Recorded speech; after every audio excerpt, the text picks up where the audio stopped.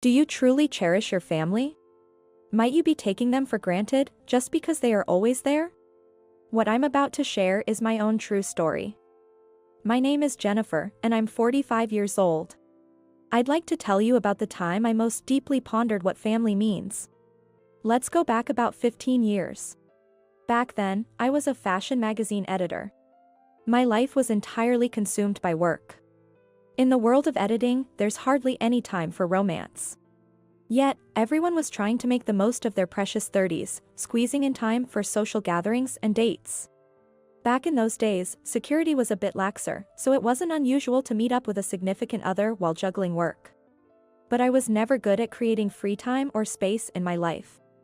Work always came first, and romance was the first to suffer. I was the type to unintentionally be rude to my partner. The one who showed interest in someone like me was my beloved and rather unique husband, Michael. He was also an editor at the same company. However, we worked on different magazines, so we didn't interact much. We often ended up working late until around the same time, which meant we ran into each other a lot in the elevator on our way home. That's what eventually brought us together. We both took pride in our work and neglected romance, making us quite similar. Sometimes, we'd passionately discuss the future of magazines as comrades. Our relationship was so devoid of romance that it took a while for us to become a couple, but now as a married couple, we understand each other better than anyone. It was my husband who suggested we split the household chores to ensure we both could work efficiently. We didn't assign fixed duties. Instead, whoever noticed something needed to be done or had the time would take care of it. Which meant no stress for either of us. We were a couple who could talk about anything and were like best friends. One day, my father-in-law contacted my husband. He said my mother-in-law had broken her dominant arm and needed someone to live with them and help out until she recovered. To be honest, I was puzzled at this point. My husband's parents and his younger brother lived in their family home. With two adults already there, it seemed unbelievable that they'd need someone to live in to help. I couldn't help but ask my husband, do they really need help? He replied, I said the same thing. But they insist they can't manage without help, which seems unlikely. Moreover, my husband didn't get along well with his younger brother, Chris, and was somewhat estranged from his family. Chris frequently changes jobs, none of which he keeps for more than a year. It seems he is currently unemployed. He claims, I'm making money from gambling, treating gambling as if it's his job. My husband had once found him a job through his connections, but Chris left without notice, forcing my husband to apologize profusely to the employer. However, my father-in-law never scolds Chris. In fact, he tends to intervene protectively whenever my mother-in-law gets angry. As it was my husband's family matter, I stayed silent, but naturally, my husband was frustrated and sided with his mother. But in the end, my father-in-law and Chris's attitudes didn't change. After that, my husband said, just seeing my father and brother irritates me, which led him to become distant from his family home. Though he was estranged, it was only to the extent of not visiting the house. He made sure to maintain some contact with my mother-in-law and father-in-law. He would have preferred to cut off contact with his father as well. But it wasn't possible because his father would be the one to contact him if anything happened to his mother. Amidst this, the request for support came not from my injured mother-in-law but from my father-in-law. Even though my father-in-law, who hadn't re-employed after retirement, so that now two unemployed men in the house.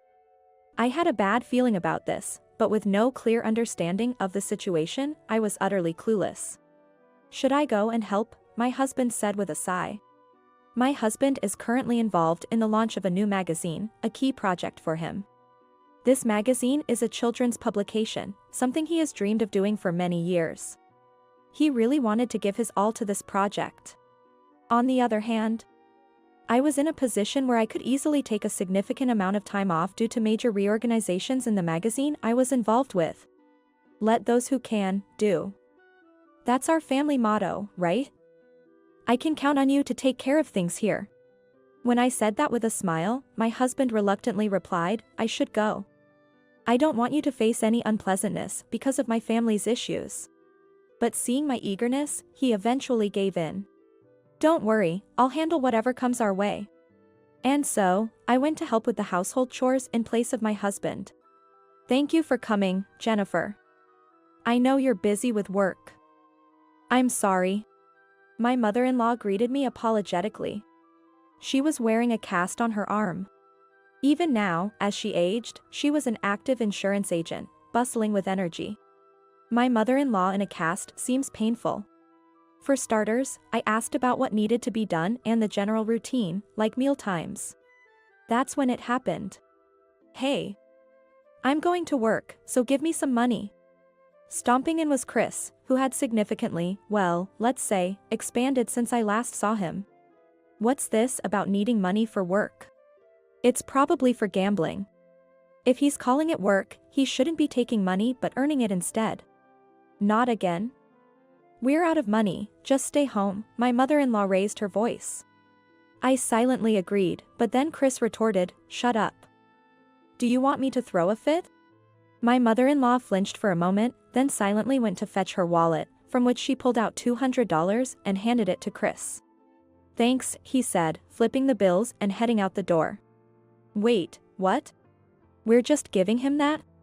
I was stunned. I thought, if that bulk started rampaging, it would be like a pinball, but my mother-in-law looked genuinely scared. Was it okay to give him the money? I asked. She looked down and then silently nodded. I was not okay with this, and it didn't sit right with me. Within 30 minutes of my arrival, I was already itching to complain to my husband, but he was at work, so I held back. I have a short temper. If Chris had demanded money from me, I wouldn't have hesitated to confront him. But since my mother-in-law didn't retaliate, I kept my mouth shut for the time being. At the same time, I realized I needed to keep a closer eye on this household. But that seemed to be the only issue. The day ended, and I wondered if Chris was the only problem. The next day, I accompanied my mother-in-law to the hospital since she had a doctor's appointment. We had an appointment, but the hospital was crowded, and we returned home later than planned, where my father-in-law greeted us. I expected a simple welcome back, but I was mistaken. The first thing he said was, the bathroom isn't ready, and he was angry about it. Despite it being only 3 p.m. My father-in-law was upset that the bathroom hadn't been cleaned because he wanted to take a shower early due to sweating. I nearly told him to clean it himself, but I held back, remembering I am the daughter-in-law and should stay quiet as long as my mother-in-law does. However, my mother-in-law was about to head to the bathroom, saying, I'm sorry. I exclaimed, no, you can't clean the bath with that injury. I hurried to stop her and took over the cleaning. After finishing, I went to check on my mother-in-law. Expecting her to be resting after the hospital visit, I found her instead starting to prepare dinner. I'll help, I offered. Then my father-in-law said, that's great. It'll speed up the work a bit, and laughed heartily. How annoying. I couldn't help but glare at my father-in-law. Worried I had been too obvious, it turned out to be an unnecessary concern. He was so engrossed in the TV, sitting on the sofa, that he didn't even notice me. To top it all off, he had the audacity to say, give me a shoulder massage later. I couldn't believe he could say such things after seeing my mother-in-law's injured hand. I was so upset that dinner tasted bland that night. Chris complained about the meal, and my father-in-law demanded my injured mother-in-law to serve him drinks. I wanted to protest, but had to consider my mother-in-law's feelings. In just 2 days, I clearly saw how little regard my mother-in-law was held in this household. It wasn't like this the last time I visited. When I was alone with my mother-in-law, I couldn't help but ask, why don't you say anything to your husband and son? Isn't this normal for most families, she wondered. What kind of households are you talking about? At least ours isn't like that. When I said this, my mother-in-law's eyes widened in surprise. According to her, when she complained about this situation at work, her colleagues laughed it off, saying, that's just how it is everywhere, wives are always busy. She had resigned herself to thinking that if everyone else endured it, it must be acceptable. What are you saying? Other families are other families, ours is ours. Even if other households are like that. Don't convince yourself that something you feel is wrong is actually okay. I urged her. She murmured in agreement, you're right. I learned that this situation began a year ago when my father-in-law retired. Initially, his demands were tolerable, calm and even, like asking, when's dinner? It's probably common in many households for husbands to not do housework even when they're at home. Until then, my mother-in-law had thought it was a frustrating but unavoidable situation. But gradually, my father-in-law's complaints increased. He became dissatisfied if meals or schedules didn't go his way. Eventually, he became unscrupulous in fulfilling his desires, resorting to somewhat plausible lies like, "The doctor said I can't have American food because it's high in fat," to push his demands. Of course, he would forget his own lie and demand fatty dishes the next day. My mother-in-law was caught in a cycle of his whims, criticized whether the food was too fatty or too light. Naturally, my mother-in-law became unable to fulfill those impossible demands. As a result, my father-in-law started to look down on her as someone who can't properly do cleaning or housework. Seeing this, Chris also started looking down on her, joining his father in disdain due to his unresolved grievances. Besides complaining alongside his father, Chris stooped to extorting money. My mother-in-law, unable to overlook this behavior, scolded him, asserting it was wrong. However, Chris, who had been on a losing streak at gambling, one day he snapped her while they had a conversation. As a result, she ended up getting injured above her eyebrow when Chris threw a remote control at her with full force. It wasn't an intentional injury but a mishap while trying to drive her out of the room. Had I been there, I might have thrown a chair back at him. But my mother-in-law isn't that type of person.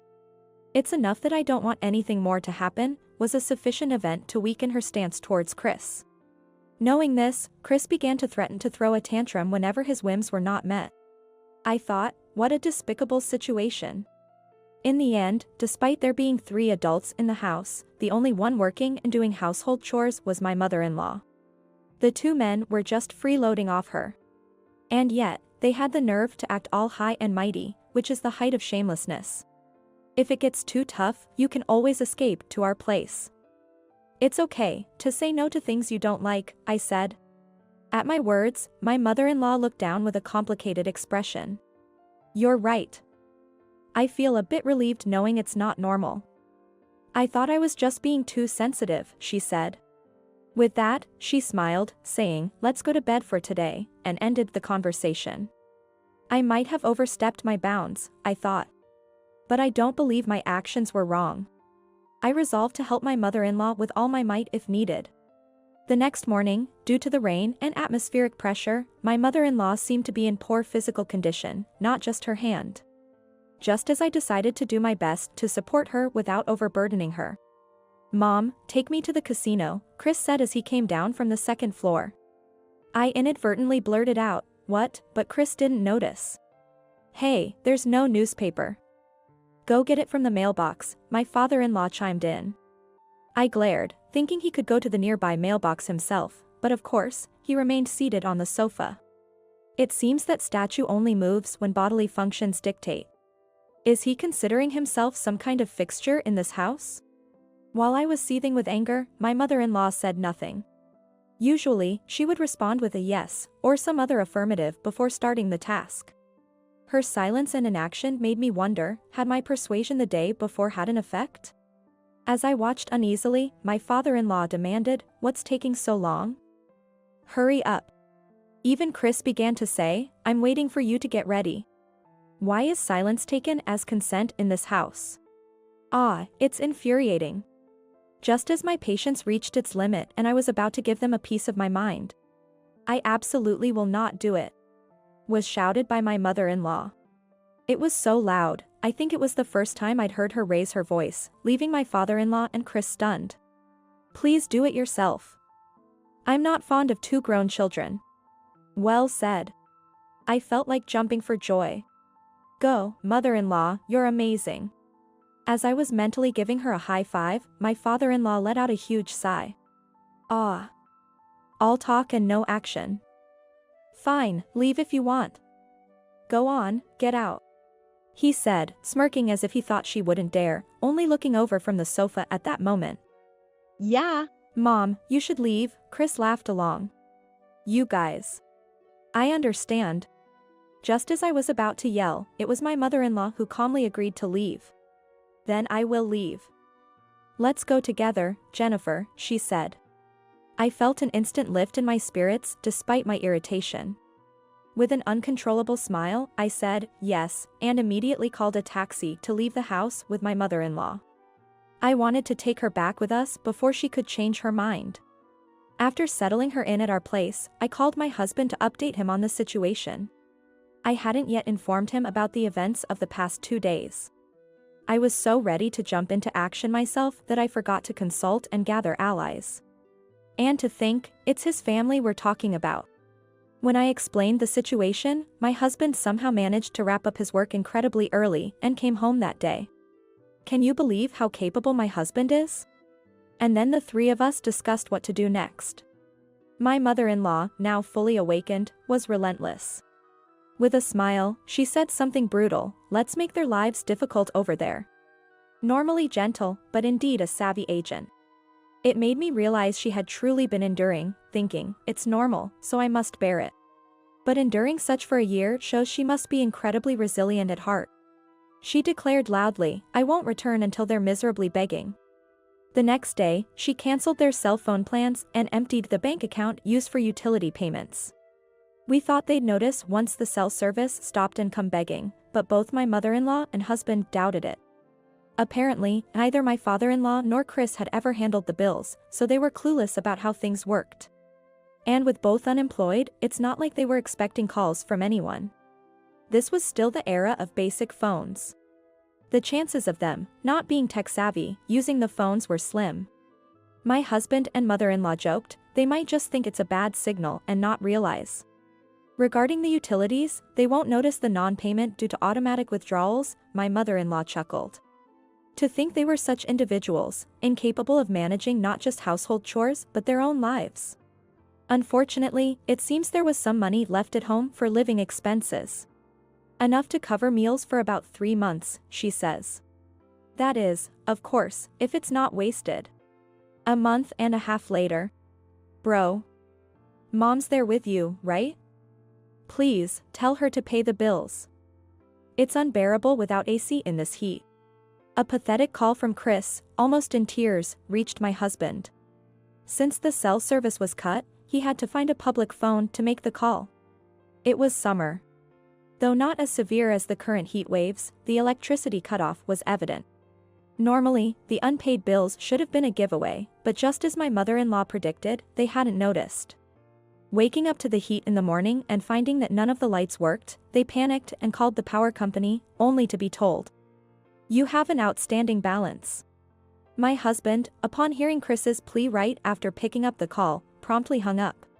He can be quite the devil when he wants to be. I love that about him.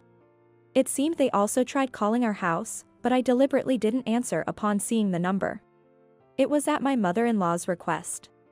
Another half a month went by. 2 months after my mother-in-law's revenge preparations began. Coming home from work, I found Chris and my father-in-law sobbing outside our house. Please, let me see Mom. The water's been cut off. Chris begged. Jennifer, I'm begging too. The toilets, they won't flush, my father-in-law added. I nearly burst into laughter at their pleas. Desperate, yes, but their earnestness was almost comical. Not wanting them to linger at the door, I decided to inform my mother-in-law.